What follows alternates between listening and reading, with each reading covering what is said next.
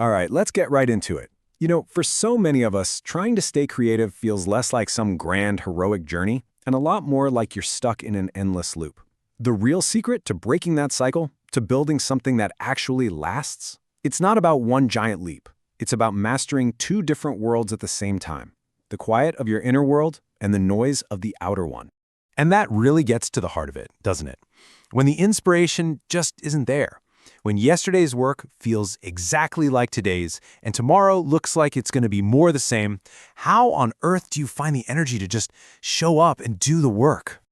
So the writer Austin Kleon has this amazing way of looking at it. Every day is basically Groundhog Day. The creative life isn't some straight line to a finish. It's a loop, a spiral, where you're always coming back to the start. But here's the thing, that's not a bad thing. It's actually an opportunity. It's how you build a real practice, one day at a time. Okay, so if we're living in this loop, the very first step is to make that loop a place you actually want to be. And that means building your inner studio, a protected internal space where your ideas can actually have some room to breathe. This is the foundation for absolutely everything else. And your most powerful tool for building this studio?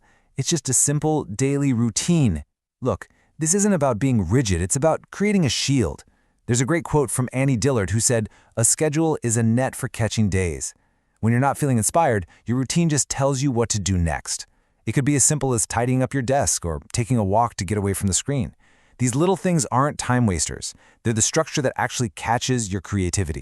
And inside that routine, lists are your secret weapon. Seriously, they get all that swirling chaos out of your head and down on paper. An artist like David Strigley, for example, he makes a list of things to draw so he doesn't have to waste any mental energy deciding where to start. Lists just bring a little bit of order, they cut down on that nagging anxiety, and they give you a clear, simple place to begin. But look, a routine and a list are not going to be enough if your space is constantly being invaded. The most vital part of your inner studio is learning how to strategically disconnect. You've got to be able to pull back from the world just long enough to hear what you're actually thinking. Now, this brings us to a really cool concept from the mythologist Joseph Campbell. He called it the bliss station. It's a sacred place, or, and this is just as important, a sacred time where you are 100% unreachable.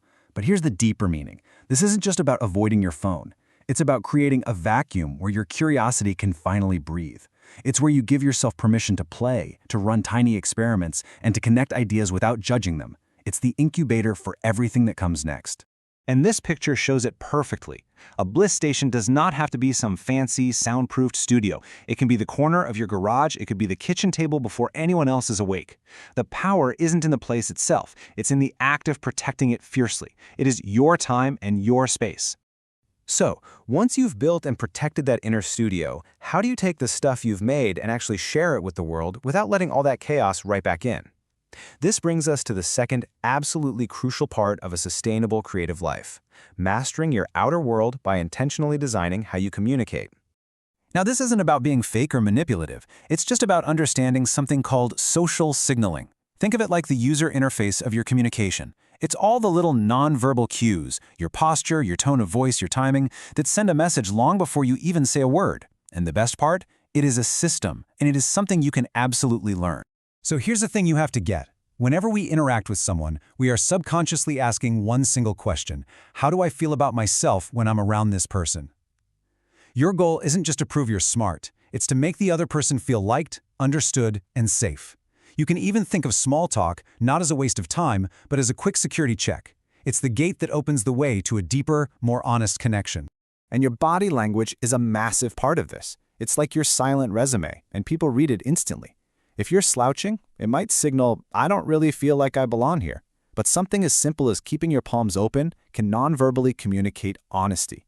And facing someone directly, that tells them, without saying a word, you have my full attention. You matter. A really great way to think about all this is like dancing. If you're trying to waltz and your partner is trying to do the tango, it's just going to be awkward, right? A lot of friction. But when you match your partner's rhythm, their energy, their pace, you create harmony. That is the goal of effective communication. This technique is called mirroring, and you can practice it in really subtle ways. If someone's speaking slowly, you slow your own pace down a bit. If they're high energy, you bring yours up to match. If they call something a project, you call it a project, not an assignment. These tiny little adjustments build this powerful subconscious sense of trust. It basically tells the brain, hey, this person gets me. This person is safe. So, let's put it all together. How do these two worlds, the inner studio and the outer signal, actually connect? Because they're not separate skills. They are two halves of the same sustainable practice, and they feed each other. Here's how it works.